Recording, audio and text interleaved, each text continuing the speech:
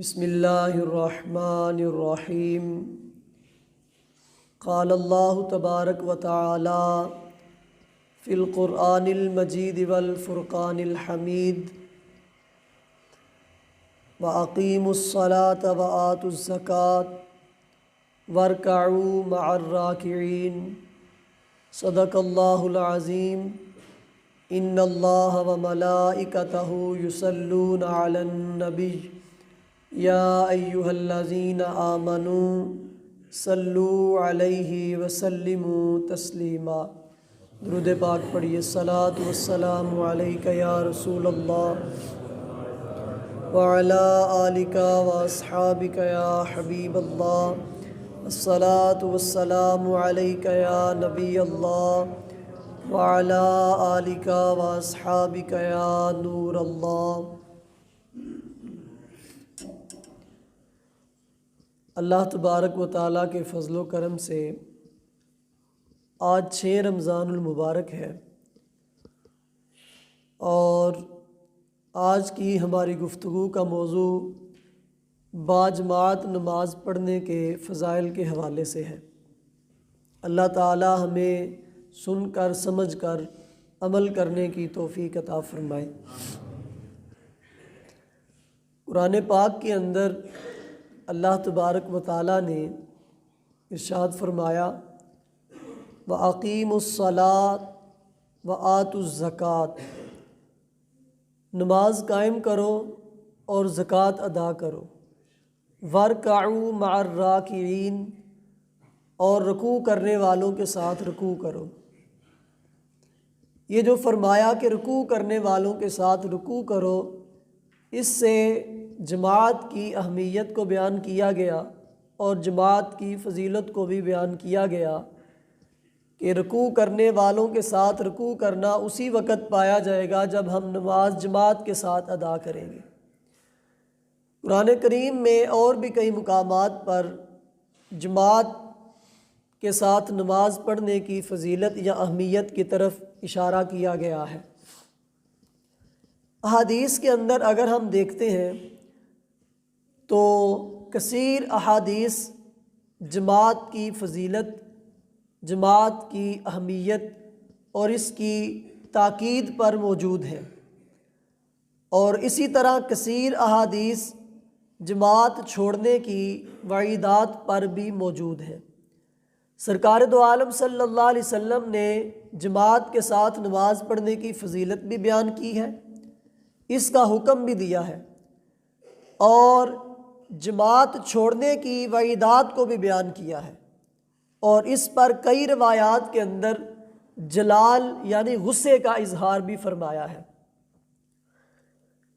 بخاری و مسلم کے اندر حضرت عبداللہ بن عمر رضی اللہ تعالیٰ عنہ سے روایت ہے، آپ فرماتے ہیں کہ قال رسول اللہ صلی اللہ علیہ وسلم صلاۃ الجماعت تفضل صلاۃ الفض ب27 درجہ۔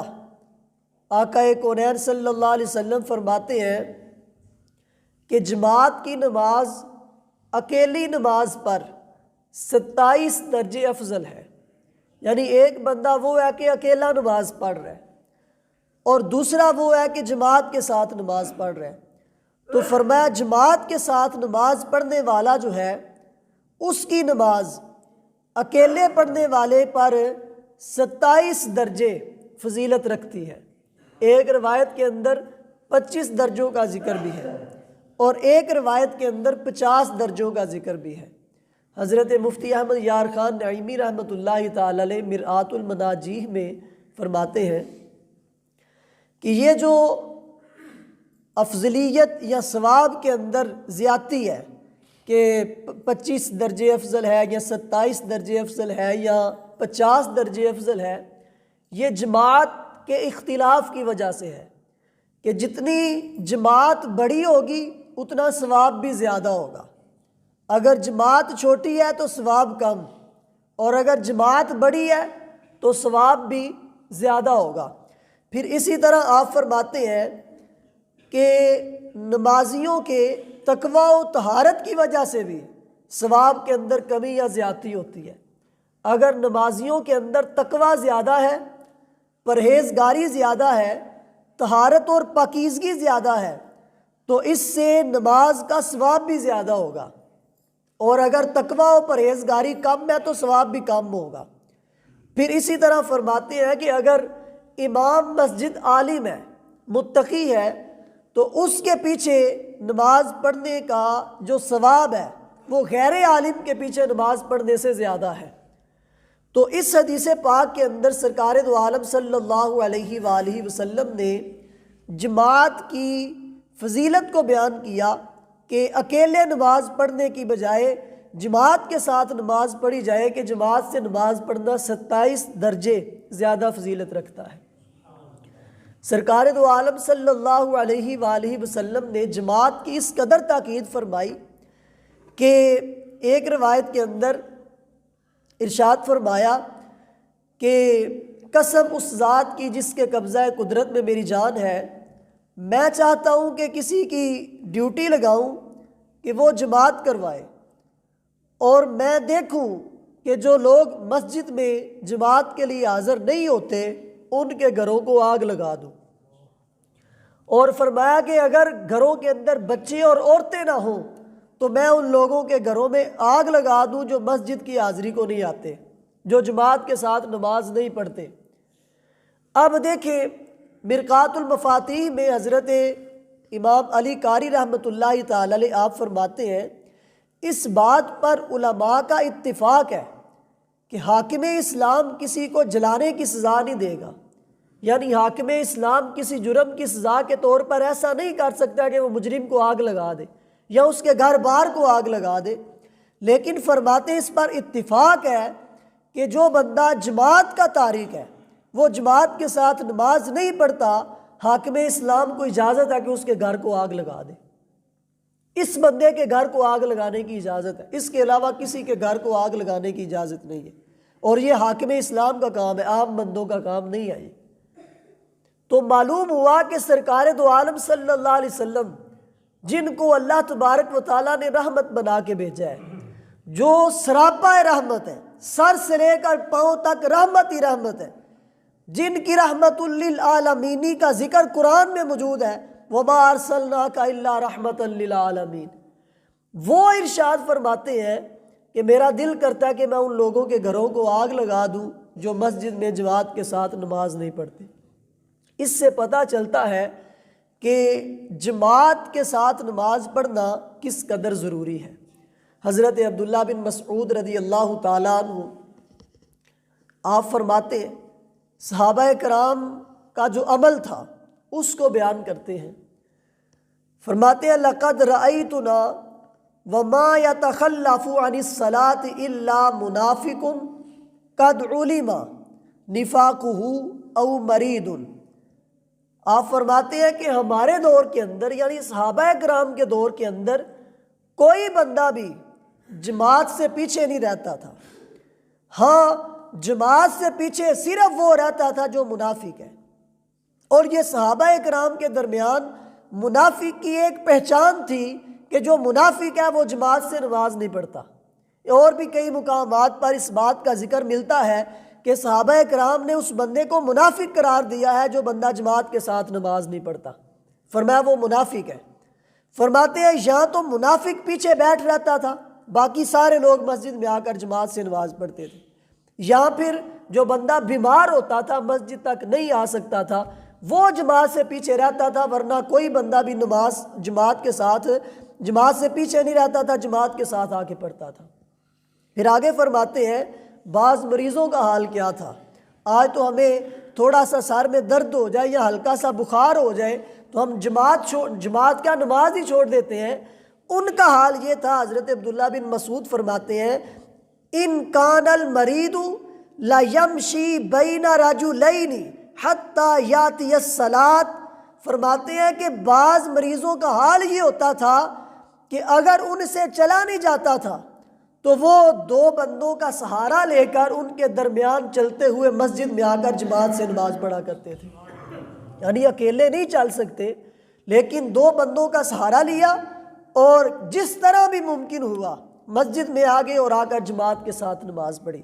پھر آگے ارشاد فرماتے ہیں ان رسول اللہ صلی اللہ علیہ وسلم علمنا سنن الہدا، آقا کونین صلی اللہ علیہ وسلم نے ہمیں سنت ہدا کی تعلیم دی۔ عرض کی وہ سنت ہدا کیا ہے؟ ارشاد فرماتے ہیں جماعت کے ساتھ نماز پڑھنا، یہ سنن ہدا میں سے ہے، اور سرکار دو عالم صلی اللہ علیہ وسلم نے ہمیں یہ سکھایا ہے کہ سنن ہدا پر عمل کرنا ضروری ہے۔ پھر آگے ارشاد فرماتے ہیں وَلَوْ أَنَّكُمْ صَلَّيْتُمْ فِي بُيُوتِكُمْ كَمَا يُصَلِّي هَذَا الْمُتَخَلِّفُ فِي بَيْتِهِ لَتَرَكْتُمْ سُنَّةَ نَبِيِّكُمْ وَلَوْ تَرَكْتُمْ سُنَّةَ نَبِيِّكُمْ لَضَلَلْتُمْ۔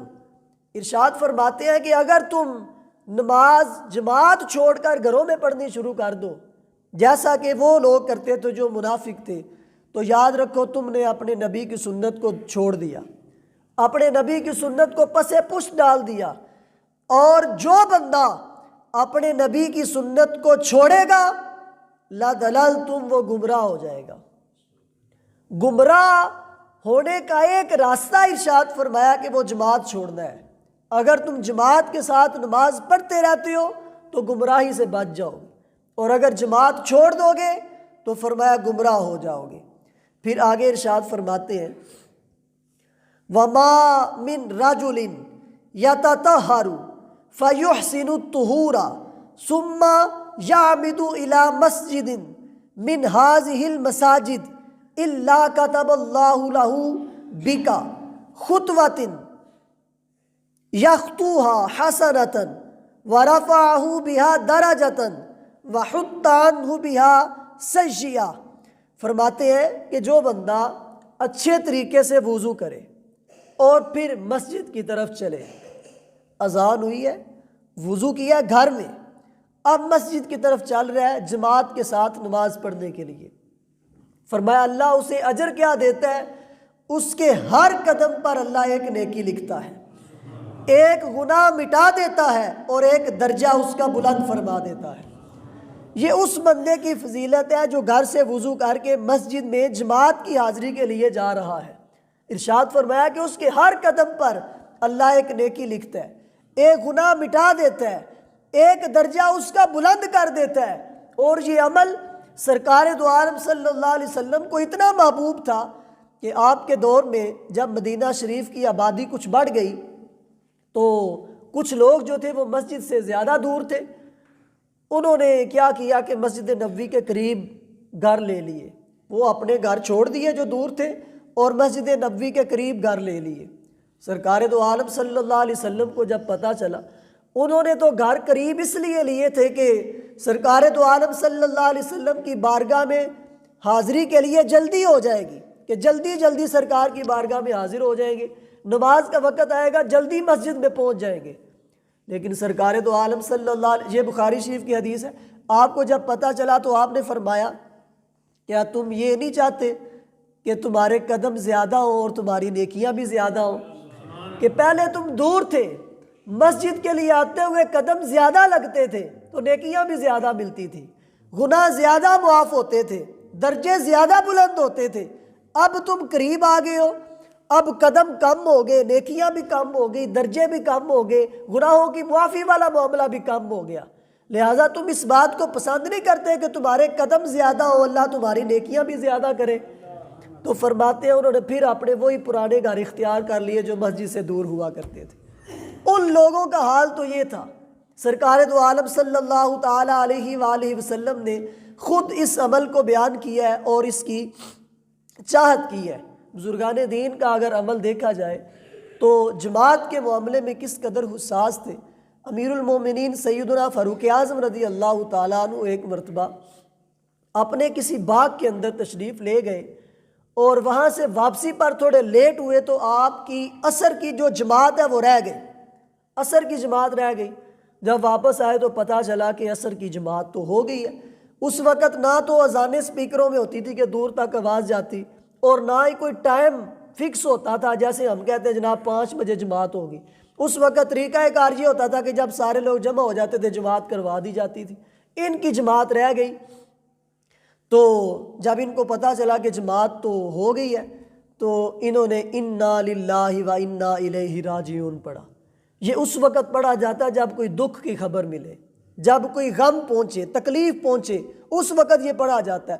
تو ان کو جماعت چھوٹنے پر اس قدر تکلیف ہوئی، اس قدر دکھ ہوا کہ انا للہ و انا الیہ راجعون پڑھا، اور لوگوں کو مخاطب کر کے فرمایا کہ لوگوں گواہ ہو جاؤ، میرے جس باغ کی وجہ سے میری جماعت چھوٹی ہے، میں اس باغ کو اللہ کی راہ میں صدقہ کرتا ہوں تاکہ وہ اس کا کفارہ بن جائے۔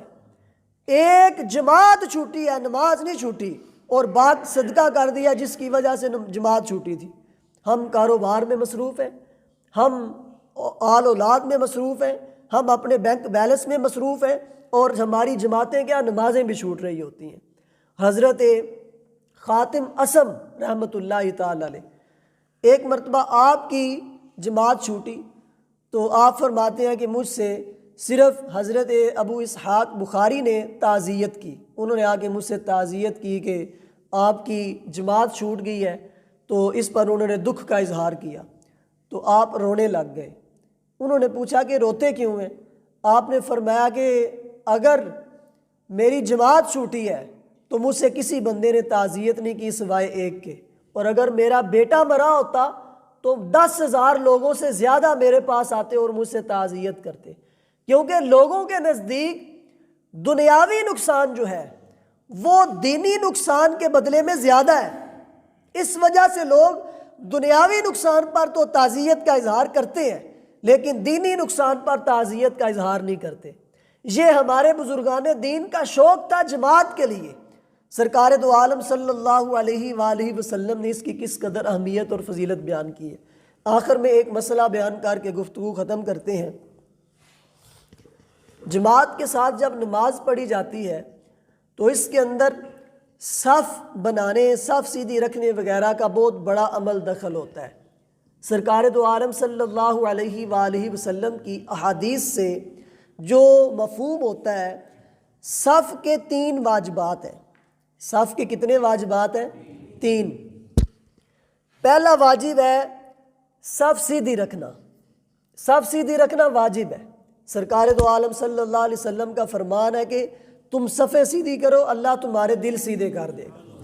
جس طرح تم نے اپنے جسموں کو ایک لائن کے اندر سیدھا کھڑا کر دیا، اللہ تمہارے دلوں کو بھی ایسے ہی سیدھا کر دے گا۔ صف سیدھی رکھنا واجب ہے۔ صف ٹیڑھی کرنے والا بندہ جو ہے وہ گناہگار ہوتا ہے واجب کو ترک کرنے کی وجہ سے، اور اس کے بارے میں بھی فرمایا کہ صف ٹیڑھی کرنے والا کیا اس بات سے ڈرتا نہیں ہے کہ اللہ اس کا دل ٹیڑھا کر دے؟ اس لیے صف سیدھی رکھنا جو ہے یہ واجب ہے۔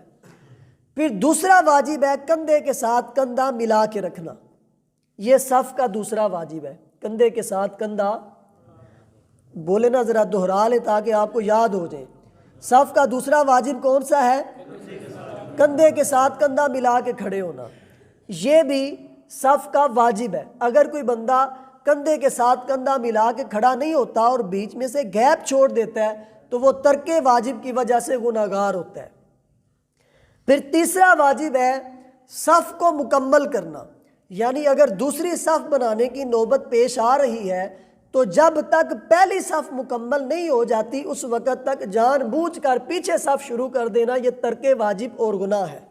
لہٰذا جب بھی جماعت کے ساتھ نماز پڑھیں ان تینوں واجبات کا خیال رکھتے ہوئے نماز پڑھیں کہ صف سیدھی بھی ہو، کندھے کے ساتھ کندھا بھی ملا ہوا ہو، اور صف مکمل بھی ہو۔ جب تک صف مکمل نہ ہو جائے اس وقت تک پیچھے صف شروع نہ کریں، اور جب پیچھے صف شروع کرنی ہوتی ہے تو وہ کہاں سے شروع کی جاتی ہے؟ امام کے بالکل پیچھے سے شروع کی جاتی ہے۔ سرکار دو عالم صلی اللہ علیہ وسلم کے فرمان کا مفہوم ہے جماعت پر رحمت اترتی ہے، سب سے پہلے امام پر اترتی ہے، پھر اس کے بعد جو امام کے پیچھے ہوتا ہے اس پر اترتی ہے، اور پھر دائیں طرف والوں پر، اور پھر بائیں طرف والوں پر۔ دائیں طرف کو زیادہ ترجیح ہے، تو جب بھی صف قائم کریں امام کے بالکل پیچھے سے شروع کریں، درمیان سے، اور دونوں طرف صف برابر ہونی چاہیے۔ بعض اوقات ہماری صف کا، پچھلی صف کا بالخصوص یہ حال ہوتا ہے کہ ادھر سے وہ مکمل ہوئی ہوتی ہے اور ادھر جو ہے وہ ساری صف خالی ہوتی ہے، تو صف دونوں طرف برابر ہونی چاہیے، پیچھے آنے والا بندہ دیکھ لے کہ جس طرف کمی ہے اس طرف کھڑا ہو جائے اور یوں صف بنا کر نماز پڑھے۔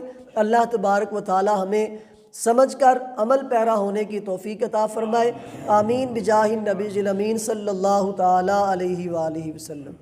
الصلاۃ والسلام علیک یا رسول اللہ وعلی آلک واصحابک یا حبیب اللہ، الصلاۃ والسلام علیک یا نبی اللہ وعلی آلک واصحابک یا خاتم النبیین۔ الحمدللہ رب العالمین والصلاۃ والسلام علی سید الانبیاء والمرسلین۔ یا مالک و مولا ہمارے والدین کی اور پیارے آقا علیہ السلام کی ساری امت کی بخشش فرما۔ یا الہی جو ہم نے نماز فجر ادا کی اپنی بارگاہ میں قبول فرما، نماز پنج گانہ باجماعت ادا کرنے کی توفیق عطا فرما۔ مالک و مولا تیری رضا کی خاطر ماہ رمضان المبارک کا روزہ رکھا، اپنی بارگاہ میں شرف قبولیت عطا فرما، اس کے حقوق ادا کرنے کی توفیق عطا فرما، ماہ رمضان المبارک کا ادب و احترام کرنے کی توفیق عطا فرما۔ مالک و مولا ہم سب کے مال جان اولاد ایمان عزت و آبرو کی حفاظت فرما، ہم سب کے عشق رسول میں برکتیں عطا فرما۔ کہتے رہتے ہیں دعا کے واسطے بندے تیرے، کر دے پوری آرزو ہر بے کس و مجبور کی، جب دم واپسی ہو یا اللہ، نگاہوں میں ہو جلوہ مصطفیٰ، لب پہ ہو لا الہ الا اللہ محمد الرسول اللہ۔